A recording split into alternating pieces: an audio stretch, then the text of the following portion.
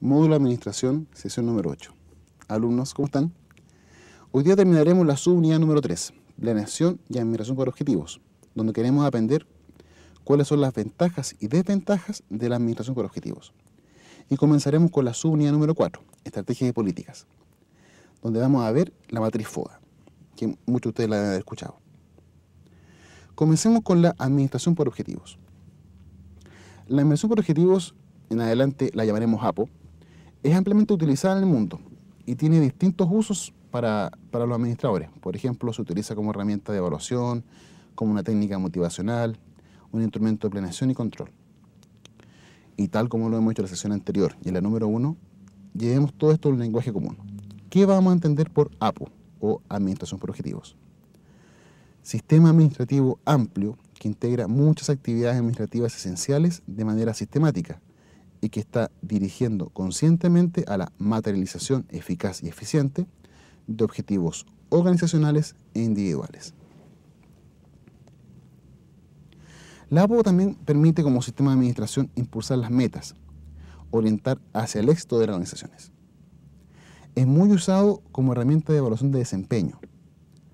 También lo usan como un instrumento para motivar a los individuos en su trabajo en equipo y en su desarrollo individual. También se utiliza como instrumento de planeación estratégica. Además de eso, existen otros sistemas de administración que pueden ser integrados a la APO. Por ejemplo, la planeación y desarrollo de recursos humanos, la planeación de carreras funcionales y profesionales. Esto cuando queremos que nuestros ejecutivos se queden en la empresa y ver qué hacemos con ellos, es decir, capacitarlos, ver si existen ascensos, etc. También incorporar los temas de remuneraciones y los elementos de planeación y control presupuestario. Es muy importante que sepan que la APO es eficaz cuando es considerado como una forma de administrar, es decir, como una forma de gestión.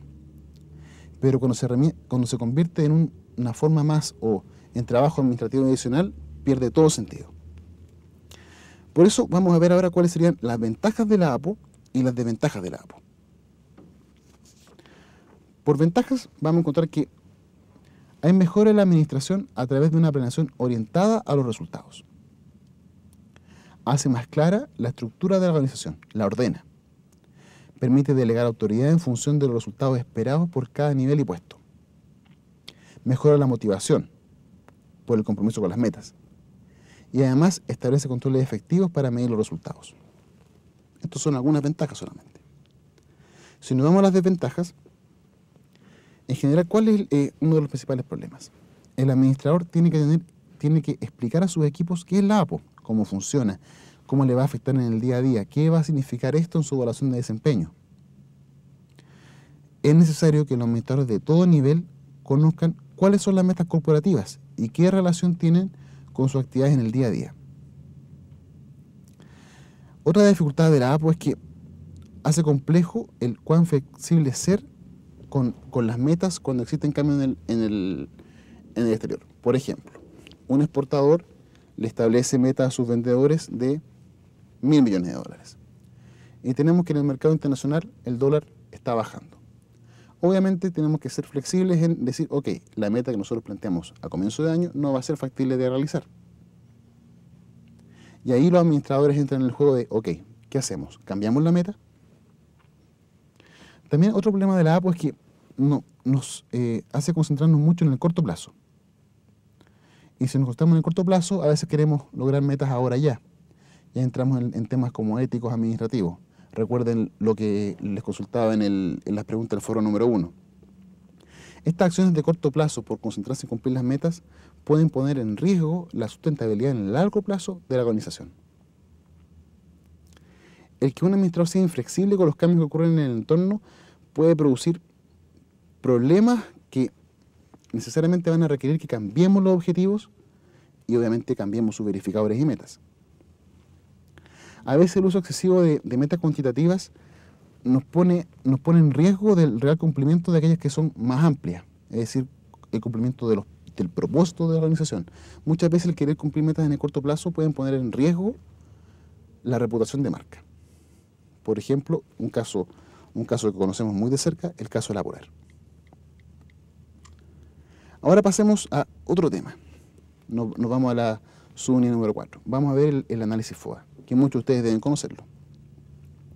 El análisis FOA corresponde a una metodología de estudio de la situación de un proyecto, empresa u organización. Analiza aquellas características internas, las debilidades y fortalezas, y los elementos externos, las amenazas y las debilidades. Nosotros tenemos dos formas de hacer análisis FOA. Primero tenemos el análisis interno, el interior de la organización. Los elementos internos que debemos concentrarnos corresponden a las fortalezas y a las debilidades que tienen respecto a, no sé, disponibilidad de capital, recursos humanos, calidad de los productos, cómo es la estructura de la organización, cuál es la opinión de nuestros clientes, los consumidores. El análisis interno nos ayuda a determinar cuáles son las fortalezas y debilidades de un proyecto. Realiza un análisis que permite conocer cuál es la cantidad y la calidad de los recursos con los que cuento. Para poder realizar este análisis, debemos lograr identificar cuáles son los atributos que permiten generar una ventaja competitiva sobre nuestra competencia. Comencemos con las fortalezas. Las fortalezas van a corresponder a aquellos elementos internos que son positivos y que diferencia a, no sé, un proyecto, organización, empresa, de otro de similar clase. Tenemos que hacernos las siguientes preguntas. ¿Con qué ventaja cuenta la organización? ¿Qué hace la organización mejor que las otras? ¿A qué recursos de bajo costo se puede acceder de manera única? ¿Qué percibe el entorno con respecto a la organización que puede ser clasificado como una fortaleza? Estas son algunas de las preguntas que debemos hacernos para poder detectar aquellos elementos positivos. Pasemos ahora a las debilidades. Las debilidades hacen referencia a todos aquellos elementos o recursos o habilidades que la organización ya cuenta y forman una barrera que no permite el buen funcionamiento de la misma. Las debilidades tenemos que percibirlas como problemas internos, que luego de ser identificados y con una adecuada planeación, deben ser eliminados o subsanados. ¿Qué preguntas tenemos que hacernos? ¿Qué puede ser mejorado? ¿Qué debemos evitar? ¿Qué percibe el entorno como una debilidad? ¿Qué factores no permiten el éxito de la organización? Ahora, para poder determinar lo que son las amenazas y oportunidades, tenemos el análisis externo. Acá vamos a ver dos metodologías. La primera busca establecer las características del entorno en que está inmersa la organización, porque como sabemos, las organizaciones no pueden existir fuera de un ambiente, fuera de un sistema. ¿Qué preguntas tenemos que hacernos o qué elementos debemos considerar? Acá en la ilustración tenemos 4 elementos principales: un ambiente político, un régimen legal, la sociedad y la tecnología. En el ambiente político, ¿qué debemos revisar? ¿Qué pasa con la estabilidad política? ¿Cómo es el sistema de gobierno? ¿Cómo es nuestra política exterior y de relaciones internacionales? ¿Tenemos barreras a las exportaciones e importaciones, barreras arancelarias o pararancelarias? En el ámbito legal, ¿cuál es la política fiscal? ¿Qué impuestos se pagan? ¿Cómo es la forma de pago de los impuestos? ¿Qué tipo de impuestos se tiene sobre la utilidad y la riqueza? En el caso de la legislación, siguiendo el régimen legal, hay que ver las leyes laborales, cuáles son las leyes ambientales que rigen a un país. Dentro del mismo régimen legal vemos aspectos económicos, cuál es la deuda pública, cuál es el nivel de salarios, cuál es el IPC, qué está pasando con la inversión extranjera. Inversión extranjera corresponde a lo que gastan empresas extranjeras en invertir en capital o en empresas dentro de un país. En el caso de la sociedad, tenemos que ver qué pasa con el crecimiento y distribución demográfica, cuáles son los números de empleo y desempleo, qué pasa con el sistema de salud. Y en el último, la tecnología, hay que ver cuáles son los avances tecnológicos y cuáles son los cambios que están ocurriendo. La segunda metodología para poder ver el análisis externo, es decir, cómo está inmersa una organización en el ambiente, es viendo sus oportunidades y sus amenazas. Hay que ver qué elementos y circunstancias pueden presentar una oportunidad para la organización, que a su vez también pueden existir situaciones que representan amenazas para la organización, que pueden empeorar el estado de la misma. Comencemos con las oportunidades. Vamos a entender como oportunidades a todos aquellos elementos positivos que pueden existir en el entorno, que pueden ser aprovechados. ¿Qué preguntas nos podemos hacer, por ejemplo? ¿Qué buenas oportunidades existen para la organización? ¿Qué ocurre en el mercado? ¿Hay alguna nueva tendencia, alguna nueva moda? ¿Qué cambios tecnológicos están ocurriendo? ¿Qué cambios en la normativa legal y política se están presentando? Pasemos ahora a las amenazas. Las amenazas van a corresponder a situaciones negativas externas a la organización que pueden ir en contra de la misma. ¿Qué preguntas nos podemos hacer para poder ver cuáles son las amenazas? ¿Qué obstáculos enfrenta la organización? ¿Qué está haciendo la competencia? ¿Tenemos problemas de acceso a la mano de obra, ya sea en cantidad, en precio de esta?